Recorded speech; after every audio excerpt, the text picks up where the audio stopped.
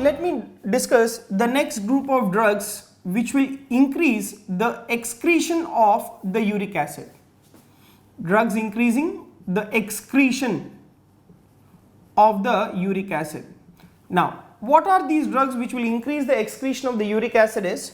So we have probenecid,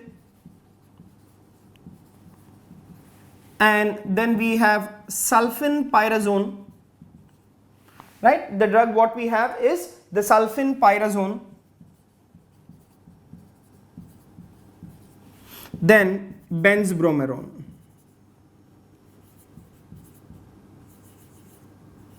right? Benzbromarone. So these are the three drugs which will increase the excretion of the uric acid. And what is the mechanism of action?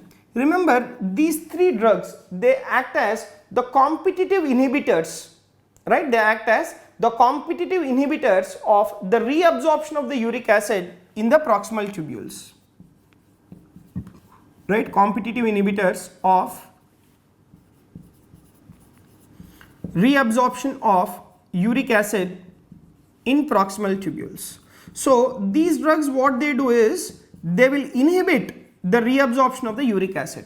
So once they inhibit the reabsorption of the uric acid which is taking place at the level of the proximal tubules, more and more uric acid, it will be there within the tubules, or it will be there within the urine, and that gets excreted within the urine. But an important precaution. Now what are you doing by giving these drugs?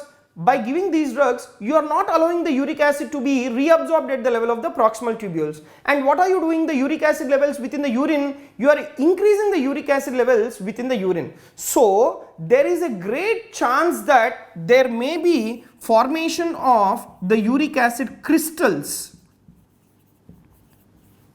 right? There is a great chance that there may be precipitation of the uric acid crystals within the kidney tubules. Now, how do you avoid this? So what you have to do is, you have to advise the patient to take plenty of fluids, right? You have to advise the patient to take the plenty of fluids, and as well as a urinary alkalizers.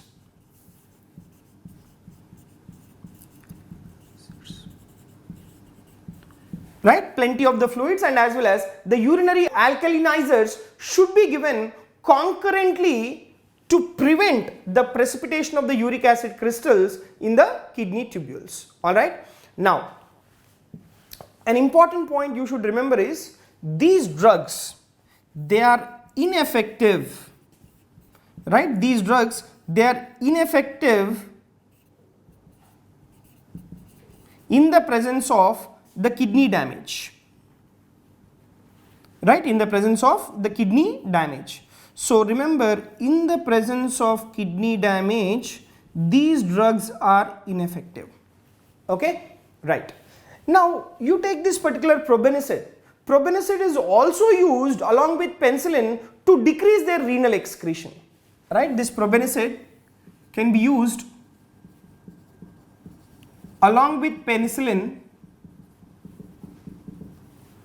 to decrease its excretion.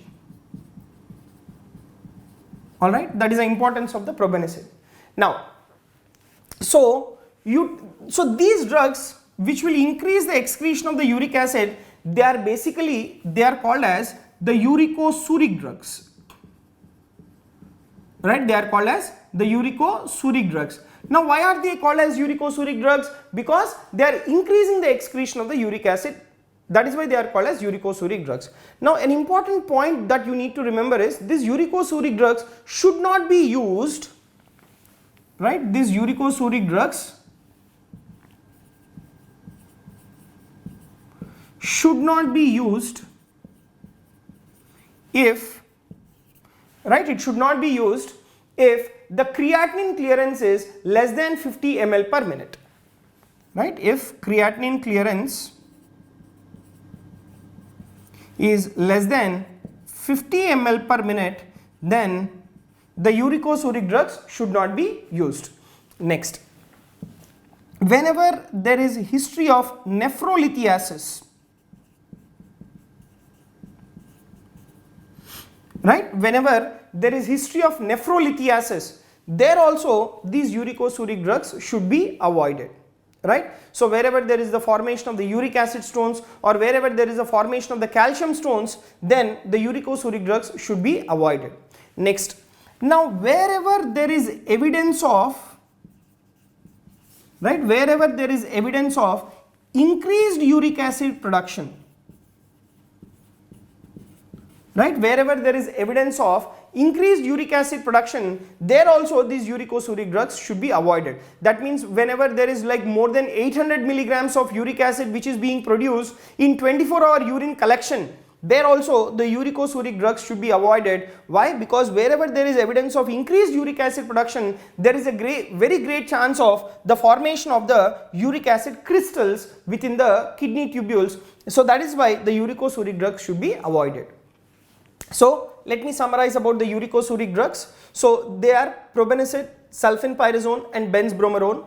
How do they act? They act by, mechanism of action is the competitive inhibitors of the reabsorption of the uric acid in the proximal tubules. So the important precaution is there is a great chance of the formation of the uric acid crystals, so the individual has to take the plenty of the fluids and urinary alkalinizers, and these drugs, they are ineffective whenever there is kidney damage because they are increasing the excretion of the uric acid. That is why they are called as uricosuric drugs, and this should not be used if the creatinine clearance of the individual is less than 50 ml per minute, and if there is history of nephrolithiasis or if there is evidence of increased uric acid production.